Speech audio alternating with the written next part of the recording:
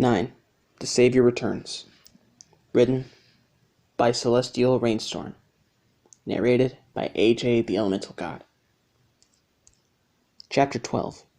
Practice is Everything. The Stitchpunk clan walked slowly and silently across the barren Badlands. Nobody said a word, listening and watching intently for the machine. 7 and 9 were scouting ahead together, searching for any signs that they were being hunted. There was nothing they could see so far, and all was quiet. This truly was a war, and the ragdolls were on enemy lines, waiting for the first strike.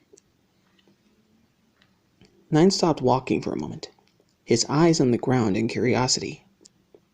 "Wait," he said, and 7 stopped, turning to look at him, quickly growing tense. He reassured her by waving his hand, striking the light staff in the ground. He stopped down and picked up something. 9 examined the object for a moment, turning it over in his hands. He had found a large fountain pen, roughly the same size as 7's spear. The handle was a deep mahogany color, decorated with an ornate cover. The ink nib was large, much larger and longer than 6's own nib fingers. The golden tip was incredibly long and razor sharp. 9 took the pen in his fists, weighing it. It was very light, easy to handle and carry, but heavy enough to where he could do some real damage. He took the tip between his fingers, bending it to see how strong it was. It didn't even bow and appeared to be made of steel. The male Stitchpunk then turned to 7, staring at him curiously. He held up the pen, showing her what he had found. 7 smiled at him, amused. He couldn't help but smile back, once again caught in that spell of her beauty and charm. Why, though? Suddenly, 7 became very apprehensive. In an instant, she was tense, her skull pulled over her eyes, her spear held out in front of her. It was clear that she was instinctively startled, sensing something nearby. 9 snapped back into reality, listening as well. He kept his eyes on 7, however, waiting for her instructions. He knew her senses were much keener than his. After a few moments, 7 seemed to decide on something, her fingers twitching on the staff as she hissed in frustration. As she straightened, "Come on, we better go to the others," she said quietly, and she led the way, clearly aggravated at this decision to go back to the others. 9 followed behind her, not questioning her resolution.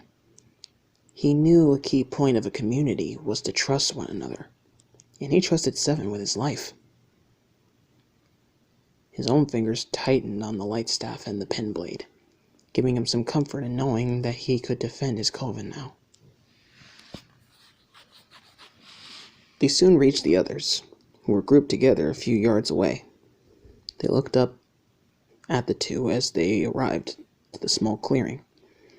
3 and 4, who were huddled behind 5, flashed questioningly up to them. 7 quickly approached 1. "There's a safe path ahead. We must move," she told him, her voice a low murmur. The old war veteran nodded silently, and 7 took the lead. The coven followed closely behind her. The twins approached 5 and 6 and took their hands, shaking with fright. Too young to be soldiers, too small to be in war. 5 hushed 3 comfortably, stroking his shoulders in reassurance. 6 looked surprised, but patted the small Stitchpunk's hood gently. 6 huddled closer into his strapped body. "Any sign of the machines?" 2 asked 7 softly as he approached her. She shook her head, still annoyed. Her instincts told her to leave the coven, as she had before, to find any machine she could and kill it. She knew that she couldn't abandon him again. It wasn't any time for rash decisions. "No, nothing," she said, voice still low. She was silent for a moment, then asked Nine, "Where is their lair? Where do they take you?" "Some sort of citadel, with a tall clock tower in the middle." "It's a while from where we are," Nine answered. His voice lowered as well. He pointed in the general direction of the citadel towers. Seven looked like she was thinking deeply. "We need to get the talisman back. That's our first priority," she said to the group, turning to face them. "What? And just serve ourselves to the machines?" one hissed, narrowing his sinister eyes. But Nine immediately realized that what Seven was saying.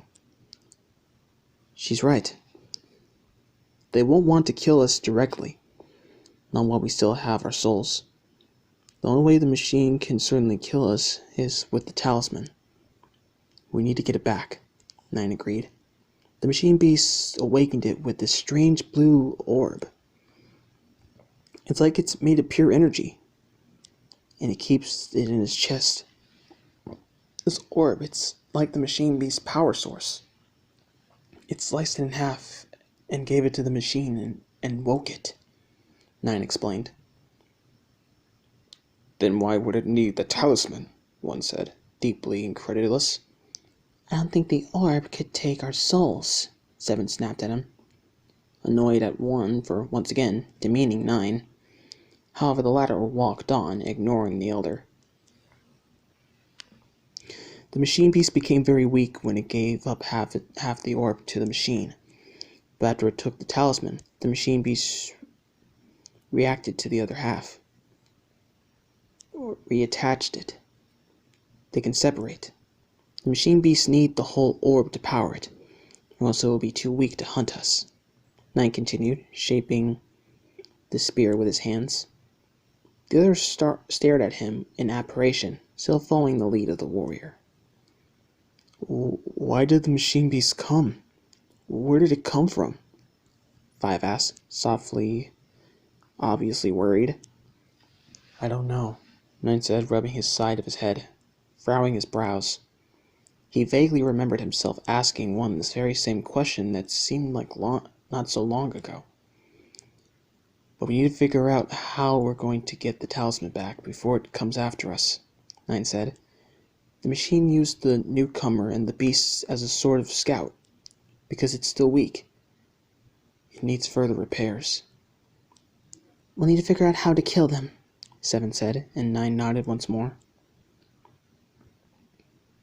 "And then we'll get the talisman back, and we'll be able to destroy the machine," he replied quickly, looking out ahead, his mind whirling around the plans to kill him, each as outlandish as the last. "Then we must start heading towards the citadel," Seven said, leaping onto a small pile of debris, pointing with her spear in the same direction Nine had. They all looked up at her, realizing that their final mission lay ahead. Nine, however, merely staring at Seven's figure, standing tall against the dark gray sky, fine, dauntless, and proud. She then took the lead once more, walking in the same way. It took Nine a moment to gather his head and follow her, trying to force his heart to slow down. "Where are we going to stay tonight?" Five asked worriedly, Three's hand tightening around his in fright. "Yes, where will we hide? We cannot keep walking all night to the citadel. We shall be too weak the next day. The machines will easily pick us off one by one," one snarled, and Eight nodded behind him, forcing his words. Both twins cringed at this, shaking even more. Five cast one a covert look, irate at him for scaring the little ones. Nine looked around the area, knowing that one was right. He spotted a cabin a few yards away atop a hill, surrounded by dead, decaying trees. "There, we can hide there," he said, pointing. It was a large cabin, 2 stories in height and vertically concealed by the trees. Although broken in pieces, jagged planks around the openings, it would do just fine as a shelter. The Sith Punch rushed toward it, trying to stay invisible to the machines. They had no idea the cat beast was only a few miles away, perched high in a dead tree in the nearby barren forest. It snarled softly as they disappeared from sight, beginning to climb through the branches of the trees. It continued its quiet quest silently, ready to surprise them as the night fell while they were unaware. The night quickly dawned over the country. Inside the cabin, the Stitchpunks sat closely together, gathering their energy for the journey, as well as the battles that were very sure to come. The twins scurried around, cataloging the different objects that littered the wooden cabin. Two tinkered with some loose scraps as Five watched curiously. One sat a few ways away from the others, clearly wanting to be left alone. Seven was in the middle of the room, her blades swiping through the air. Small grunts and yells were heard from her as she drove her spear into a thick piece of wood, imaging it to be a machine's neck. She moved as if she was dancing, her slender form swift and precise. Her battle skills needed to be in top condition for the fights to come. After all, she hadn't had to fight anything for 3 months. 9 sat next to 5, deftly working away. He had gathered different scraps and materials around the many rooms of the cabin. His brow was furrowed in concentration as he crafted the weapon on his lap. He was going to defend his coven. He was going to make sure the weapon he wielded was good enough to kill a machine. He wrapped a band of light brown leather around the middle of the pen. Leather was good material to make sure his metal fingers didn't slip on the handle. Another strap of leather lay beside him, already fixed with a metal buckle that he could use to keep the light staff or his pen blade strapped to his back. A piece of wheatstone also lay beside him, ready to sharpen the tip of the pen. Suddenly, the tip of Seven's blade touched the point of Nine's. He looked up at her in confusion, brow raised. Seven stood before him, smirking slightly. If you're going to fight, you need to actually learn how. These things are harder to kill than it actually looks. Come on, she said, beckoning to the center of the room. Nine got to his feet, clutching the pen blade in his hand and following Seven, his heart pounding from excitement. He and Seven faced one another, spears pointed proudly towards the other. First things first. Balance is the key to everything. You lose your balance, you die. Simple as that. It's all about how you find your center. Like this. Seven's battle advice continued for hours, well into the night. She helped Nine find his own center, as the young male was always somewhat inept. She walked him through every detail of how to survive on the battlefield. To breathe deep, keep a level head and a calm mind despite the chaos around him. He must trust his body and soul to know what to do. After that, she slowly taught him the footwork of battle, where to step, when to dodge, and how to evade the enemy and drive the blade into its neck.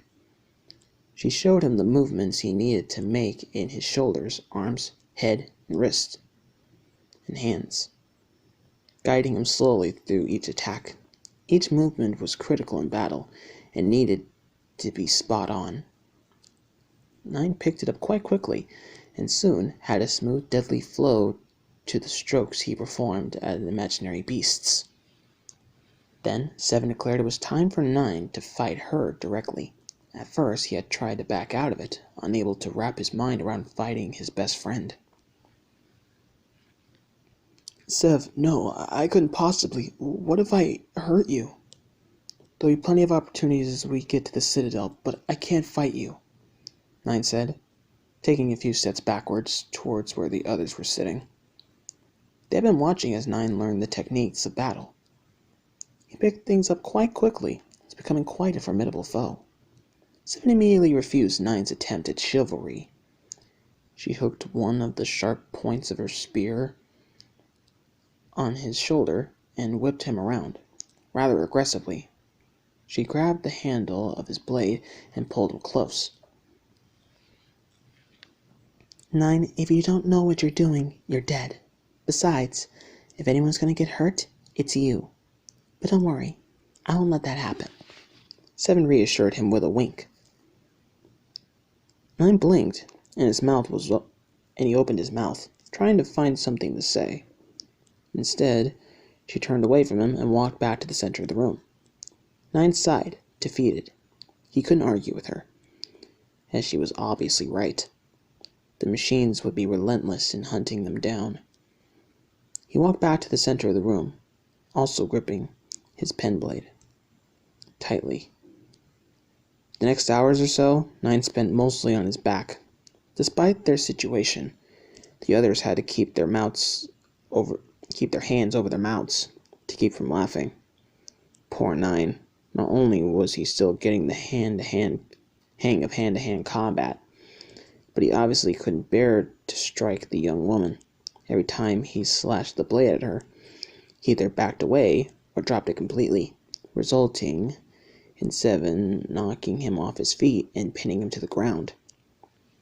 However, as 9 gained the confidence he needed after a few good connections with 7's blade, the two soon looked like they were engaged in a real battle. 9 dodged, 7 blocked. The clang of blades echoed throughout the rooms as the two danced around each other. Suddenly, 9 knocked 7's blade out of her hands and sideswiped her with his foot, knocking her to the floor. He leaped up, and she found herself looking into the razor-sharp edge of 9's blade. He looked shocked, but triumphant, as he had actually beaten the greatest warrior the world had probably ever known. 9 then threw the blade to the ground, still shocked at what he had done, and reached for 7. She took his outstretched hand, and he helped her onto her feet. She picked up her spear and beamed with pride, offering 9 a wide smile as she patted his shoulder. "You are ready. You did well," she said. 9 could feel his cheeks glowing warmer as he wore his familiar crooked smile. Suddenly he felt the point of her blade hooked behind his ankle, and 7 pulled back, sending 9 toppling to the ground. He landed hard on his back, and before he could even make a move to get up, he was met with her blade nearly between his eyes. 7 was smirking and brow raised. "Balance is key," she reminded him, smugly, turning away and walked off proudly. The other Stitchpunks all smiled and smirked at one another, while the twins doubled over in silent giggles. 9 couldn't help but marvel at her, getting up and then bent down, picking up his blade. "I guess I better take watch," he said before turning away from the others and heading to the roof, wishing the heat of his face could disappear. The night quickly dawned on the ragdoll coven, while the others rested inside the cabin.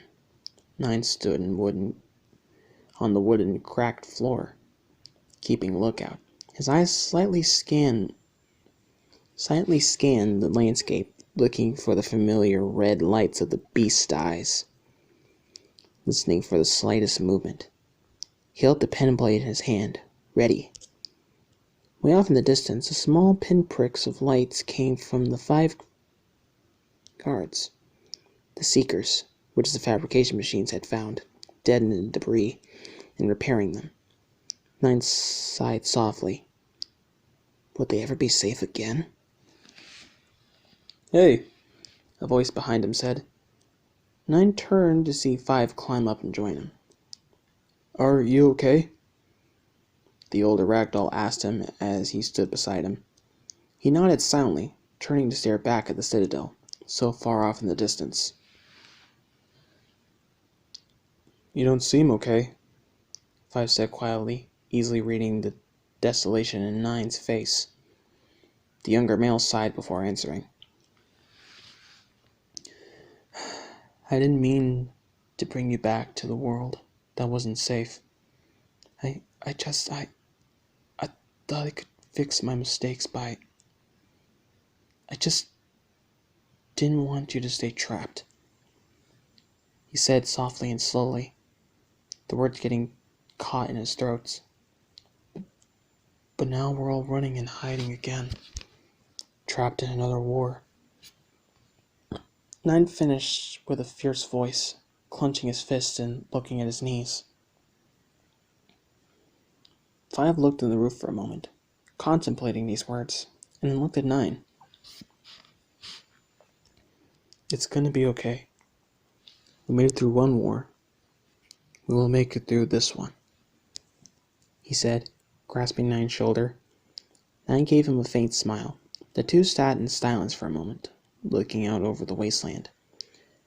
Five glanced over his companion, and sat stiffly, eyes fixed on the horizon.